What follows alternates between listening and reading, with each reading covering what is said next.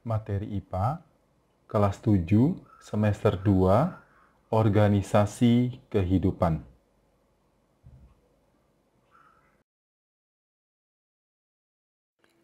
Pada pertemuan ini, kita akan membahas tentang sistem organ pada tumbuhan. Ya, ini bagian yang pertama. Ya, apa yang akan kita pelajari? Kita akan lihat tentang sistem transportasi dan juga sistem pernafasan pada tumbuhan. Ya, kita akan pelajari sama-sama. Yang pertama adalah sistem transportasi. Transportasi pada tumbuhan adalah proses pengambilan dan pengeluaran zat-zat ke seluruh bagian tubuh dari tumbuhan. Nah, pada gambar ini ada contoh, ini transportasi ya hasil fotosintesis ya ke seluruh bagian tumbuhan, yaitu panahnya. Ya, jadi dari daun ya itu ke seluruh bagian tumbuhan, ya ke batang, ke akar dan sebagainya.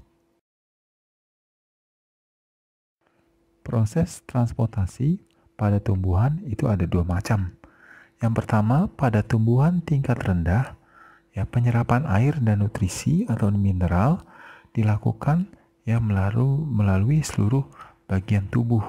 Ya, jadi langsung. Ya, ini langsung ya tumbuhan tingkat rendah. Ya, seperti ganggang ya. Nah, tetapi pada tumbuhan tingkat tinggi, ya itu pohon-pohon ya, pohon mangga dan sebagainya, ya itu proses pengangkutan dilakukan pembuluh pengangkut. Jadi ada sendiri ya alat transportasinya, yaitu pembuluh pengangkut yang terdiri dari xilem dan floem. Ya, kita akan lihat ya. Selanjutnya yang kita bahas adalah ya proses transportasi pada tumbuhan tingkat tinggi.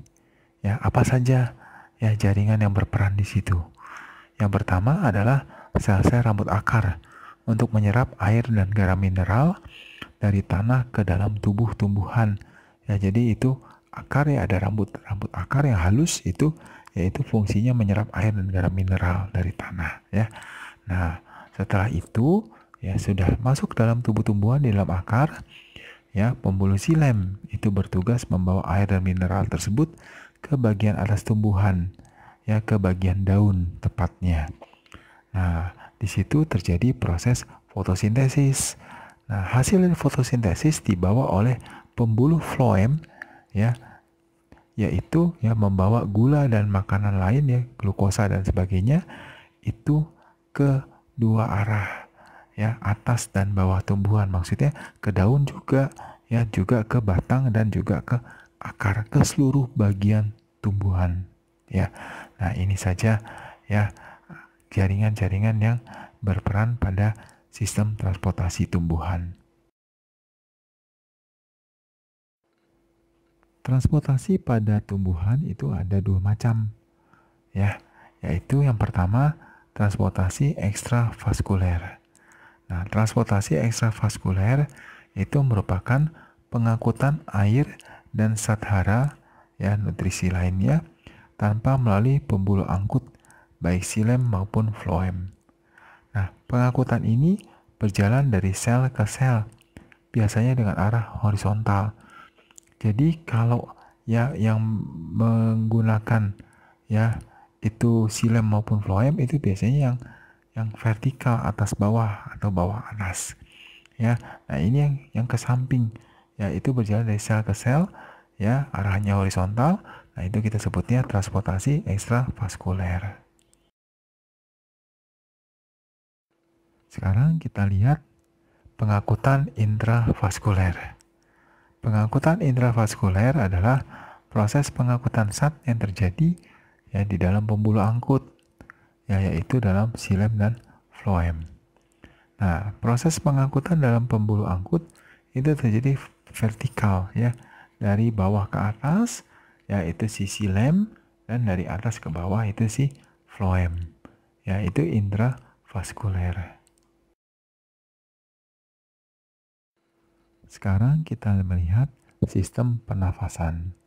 Ya, pernafasan pada tumbuhan adalah proses penyerapan oksigen yang ada di udara sehingga menghasilkan air karbon dioksida dan energi supaya tumbuhan bisa tetap tumbuh dan berkembang. Ya, jadi ini bukan fotosintesis, ya, tetapi ini proses pernafasan. Nah, pernafasan itu bisa terjadi baik pagi, siang, sore maupun malam hari. Ya, jadi nggak selalu malam saja. Siang pun juga ada proses pernafasan selain fotosintesis. Nah, proses pernafasan ini yaitu menyerap oksigen dari udara, ya, itu bereaksi bersama-sama dengan glukosa, lihat di gambar ya, itu menghasilkan karbon dioksida dan air beserta ATP. ATP itu adalah energi. Ya, nah itulah yang dibutuhkan oleh tumbuhan untuk tumbuh dan berkembang. Alat pernafasan pada tumbuhan itu ada 3, stomata, lentisel, dan rambut akar. Nah, kita akan lihat satu persatu ya. Stomata. Stomata merupakan bagian dari daun yang memiliki fungsi utama sebagai tempat pertukaran gas oksigen menjadi karbon dioksida, ya, dan itulah yang menjadi awal dari proses pernafasan pada tumbuhan.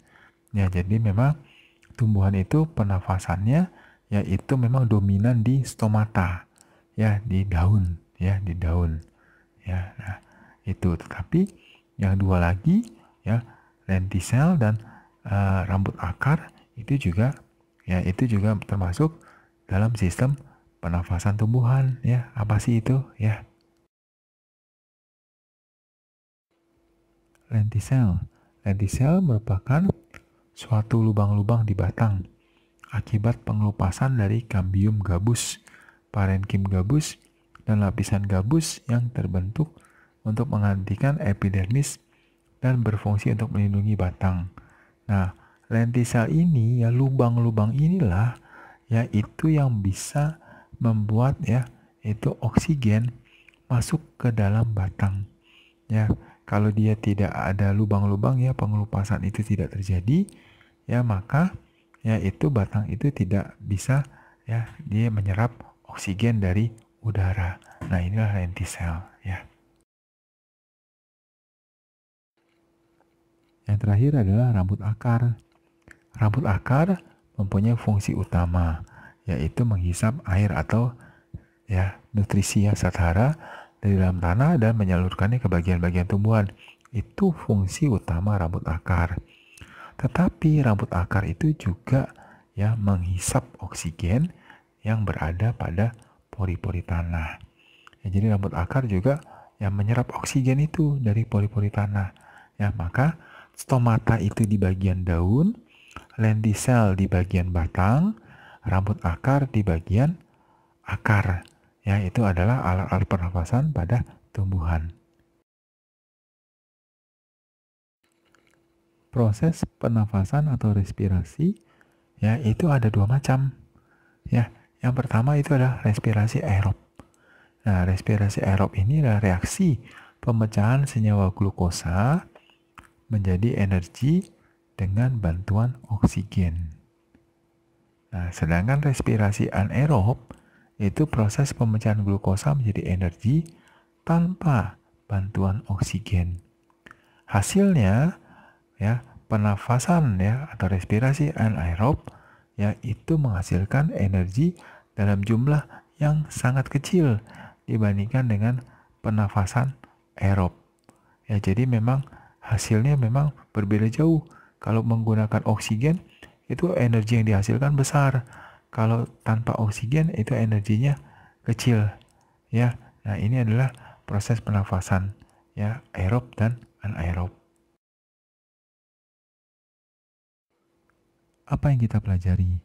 Yang pertama, sistem transportasi pada tumbuhan menggunakan jaringan xilem dan floem yang tersebar pada akar, batang, dan daun.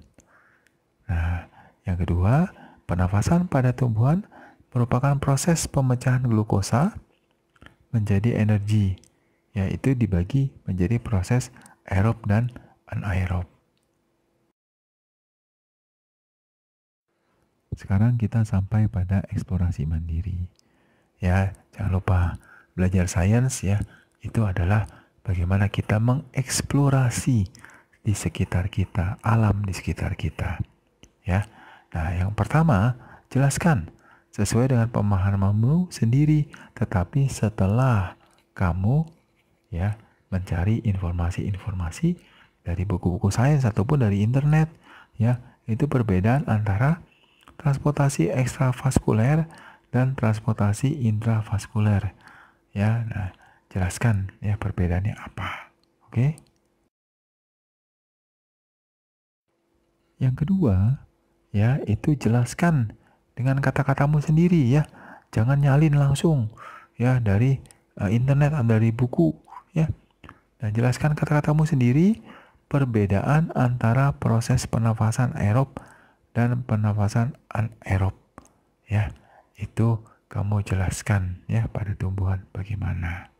Oke, ya, semangat belajar ya. Sudah selesai kita belajar kali ini ya. Kamu simak baik-baik ya video pembelajarannya ya, kamu pelajari dan kamu kerjakan tugasnya yang baik ya. Sampai jumpa di video berikutnya ya. Selamat belajar. Oke?